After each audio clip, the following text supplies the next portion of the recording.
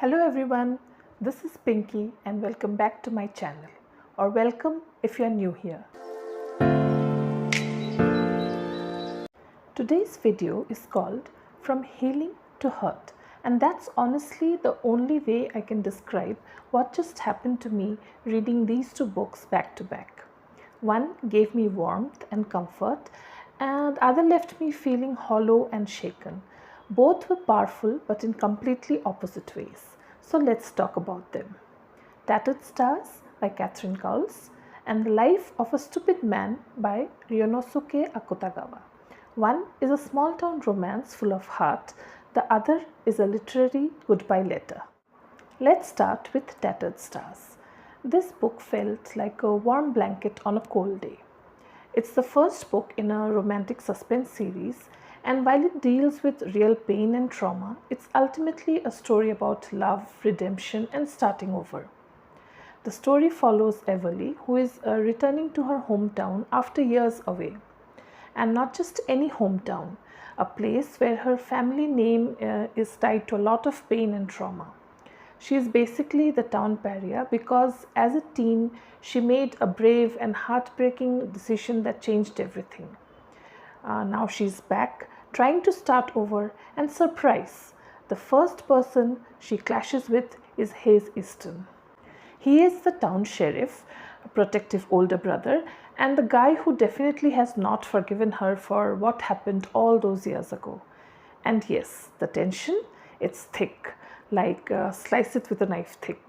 But here's the thing, Tattered Stars doesn't rush the romance. What unfolds is a slow burn, a story about trust, forgiveness, and the quiet bravery it takes to open your heart again. It's full of tropes I love. The protective but emotionally closed off hero, a heroine who's been through hell but still chooses kindness, a setting that feels like a warm hug. This story reminded me that even in the face of past pain, love can be a soft place to land. Lines like, maybe broken things could still be beautiful. That's the kind of emotional thread Cowles weaves throughout the book. I closed the last page feeling hopeful. Like love, even fictional love has the power to patch things up piece by piece. And then I picked Akutagawa.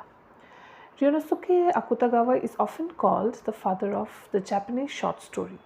While his early works were filled with intellectual wit and historical imagination, his later writings reveal a very different side, deeply personal, paranoid, and spiritually exhausted.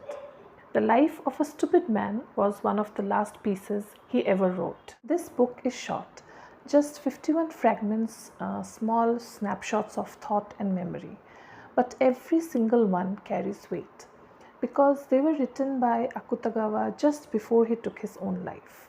This isn't a novel. It's more like a final journal entry stretched across pages. He writes, I'm haunted by the idea that I may go mad.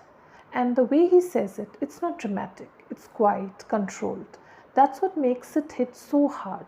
The whole book is like watching someone slowly disappear while describing the process in detail.